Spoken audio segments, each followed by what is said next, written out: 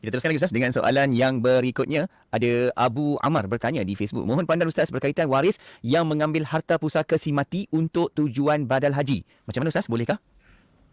Wajib mengambil daripada harta pusaka untuk buat badal haji. Saya ulang.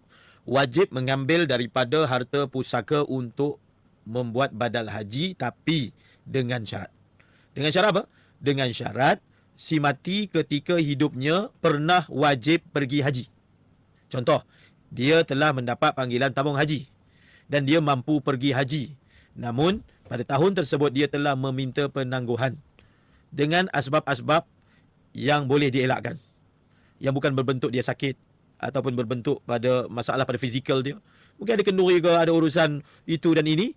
Maka pada ketika itu, kalaulah dia meninggal dunia, wajib diambil daripada pusakanya untuk dibuat badal haji. Tetapi sekiranya tidak pernah berlaku keadaan seperti itu kepada si mati, maknanya dia tak pernah dapat dipanggil oleh tabung haji kerana belum sampai giliran dia, lalu dia meninggal dunia, maknanya dia belum pernah wajib pergi haji, maka tak wajib diambil daripada harta pusakanya untuk dibuatkan badal haji. Hukumnya adalah sunat sahaja. Maka untuk boleh berbuat demikian, hendaklah mendapat persetujuan daripada semua waris.